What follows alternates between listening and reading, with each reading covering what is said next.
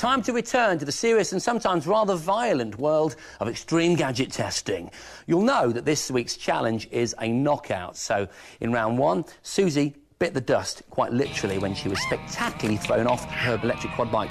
In round two, for some reason, Dallas couldn't cope with being continually electric shocked, so we had to say goodbye to him, which brings us to round three, and me and John. Now, to decide a winner, what better way than to test a couple of gadgets to destruction? And what better gadgets than these? Two of the world's toughest ever laptops. First up, I've got the current holder of the Gadget Show's rugged laptop crown, the latest version of Panasonic's Toughbook, now with a faster processor and a larger hard drive. It's specifically designed to work in tough outdoor environments. I've gone for the closest competitor to the Toughbook, Motorola's brand new ML910. It's a real beast of a machine designed with the military, the police and the fire brigade in mind. Our first test involved 10 tons of builder's sand. Careful to not bang the table, guys, because you might damage our laptops.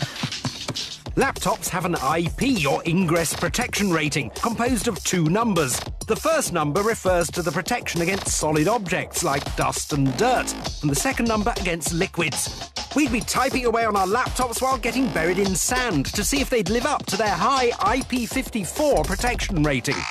The maximum's actually 6. What 5 means is that they're protected against dust getting inside and there's very little chance of it happening.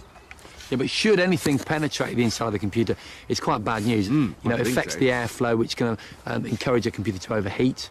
Yep. And also, it can actually play havoc with the circuitry. It can corrode the circuitry inside the machines. Once we were sufficiently buried, we were left for 10 minutes to give the laptop fans time to pull in any sand or particles if they were going to. 10 minutes up, it was time to get out. Right. I've got a call. Aha! It's still on. Is it? Yes. It's gone into log off. And it's there. There's the article. Fantastic. With both laptops still working, it was time for the next test. How waterproof they are.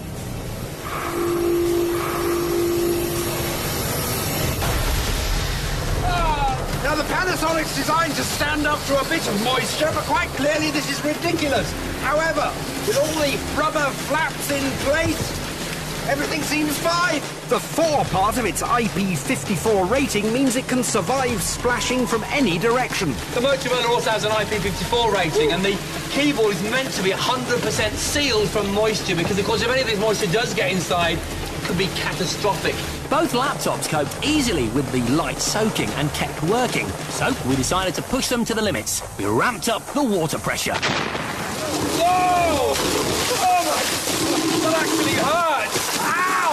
One must keep typing! Ow! They're not designed to stand up to this amount of water, but we didn't care. We were more interested in protecting ourselves from the rushing torrent. I can't see a thing again!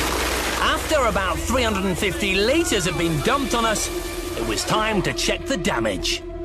Both the laptops had a power light on, and that was about it.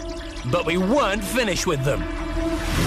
It appears all that water may have seen off our laptops, but they're not quite dead yet. We've both got power lights that light, and we know from experience that drying out gadgets often brings them back to life. And what better way to dry them out, John, than with a dirty, great big explosion?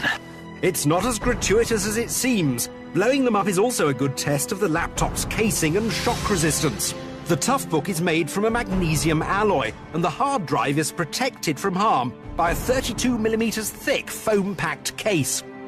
The Motorola is also made from a magnesium alloy and is drop-resistant from a meter, and the 60GB hard drive is in a shock-proof housing. 3, 2, 1... Fire! Whoa! Look at those laptops! The massive mortars blew the laptops at least 20 metres into the air.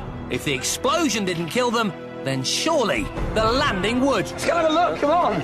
There's mine, I think. Wow, look, I've lost one of the keys. You'll be able to get that on eBay. And look, this is the part of the computer that took the full force. It smashed the fan. But that was nothing compared to the damage done to my Toughbook. There it is! There it is!